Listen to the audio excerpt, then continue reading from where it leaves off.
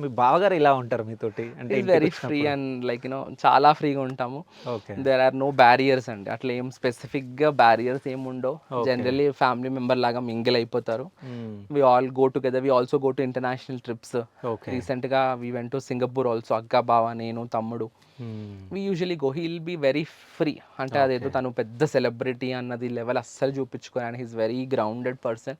జనరల్గా ఇప్పుడు ఏంటంటే సెలబ్రిటీస్ బయటకు వచ్చినప్పుడు కొంచెము దే క్యారీ దెమ్సెల్వ్స్. అవును. ఎందుకు అంటే దే కాంట్ బీ ఫ్రీ అండి. అందరు హ్మ్. పడుతుంటే దగ్గరకు వస్తుంటే కొన్నిసార్లు సెల్ఫీస్ డినై చేయడం. జనరల్ పీపుల్ ఎలా తీసుకుంటారంటే అది యాటిట్యూడ్ అనుకుంటారు. But that's not attitude. కొన్ని టైమ్స్ ఏంటంటే కంఫర్ట్ జోన్ అన్నది ఉండదు వాళ్ళకి. హ్మ్. కాబట్టి he's like a very very free person, very open minded person. And తన నుంచి చాలా నేర్చుకోవాలి. Like okay. లైఫ్ లెసన్స్ అన్నవి కొంచెం సేపు మా బావగారితో కూర్చుంటే ఐ ఫీ ఒక ఫ్రెష్నెస్ వస్తుంది. నిజంగా చెప్తాను, ఇదైతే ఐ స్వేర్.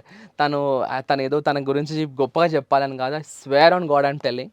తనతో కొంచెం సేపు కూర్చొని కొంచెం సేపు మాట్లాడితే లైఫ్ ఏంటి, ఒక రియలైజేషన్, లైఫ్లో ఎట్లుండాలి, జనాలతోటి ఎట్లుండాలి, పీపుల్ తోటి ఎట్లుండాలి, ఇవన్నీ ఆయన నుంచి నేర్చుకోవచ్చు. And he's a good guide. ఇప్పుడు ఏదైనా ఓకే. మేజర్ డెసిషన్స్ నా లైఫ్లో ఉన్నాయి అనుకుంటే usually I share it with him. బావ హ్మ్. ఇది చేస్తున్నాను నేను, ఇది చేస్తున్నాను అంటే heal give very good guidance and all. Like very good person అండి. నాకు we don't have any barrier with him. Okay.